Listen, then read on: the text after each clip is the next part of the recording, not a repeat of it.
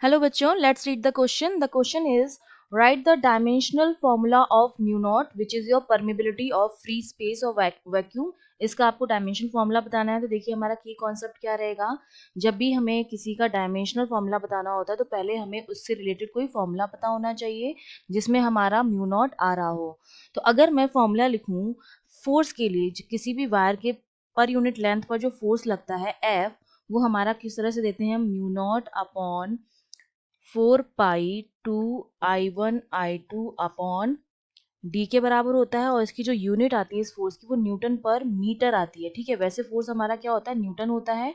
पर यहाँ पर ये जो फॉर्मूला हम यूज करते हैं फोर्स पर यूनिट लेंथ के लिए करते हैं, तो यूनिट जो आती है फोर्स की वो न्यूटन पर मीटर आती है. इतनी बात आपको ध्यान रखनी है. तो यहाँ से अगर मैं म्यू नॉट का फॉर्मूला बनाऊं तो देखिए यहाँ पे फोर्स हो जाएगा न्यूटन पर मीटर. यहाँ से newton per metre equals to mu naught का हमें चाहिए डायमेंशन, तो म्यू नॉट को यहाँ रख देते हैं. 4 पाई जो हमारा है वो क्या है, कांस्टेंट है. 2 जो मेरा है वो कांस्टेंट है.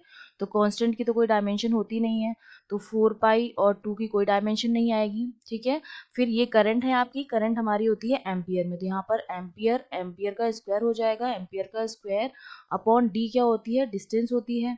तो यहाँ पर मीटर हो जाएगा. अब देखिए मीटर से मीटर तो आपका कैंसिल हो गया है. तो म्यू नॉट जो मेरा आया है वो आया है न्यूटन पर एम्पियर स्क्वायर के बराबर.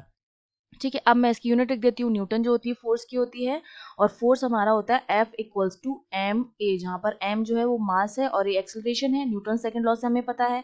तो एफ की यूनिट क्या हो जाएगी, मास के लिए m1 हो जाएगा, और ये एक्सेलरेशन होता है तो L1t-2 हमारा एक्सेलरेशन होता है. तो फोर्स की यूनिट हमारे पास ये आ गई है, क्योंकि एक्सेलरेशन क्या होता है, v अपॉन dt होता है.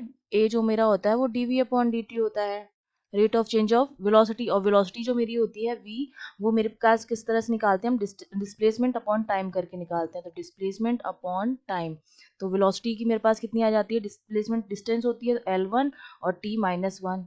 ठीक है, और इसमें t-1 एक और ऊपर जाता है एक्सेलरेशन में, क्योंकि वेलोसिटी की होती है L1 t-1 और एक ये वाला t ऊपर जाएगा तो t-2. तो ये एक्सेलरेशन हो गया L1t-2 और ये m1 हो गया. तो फोर्स की आ गई यूनिट.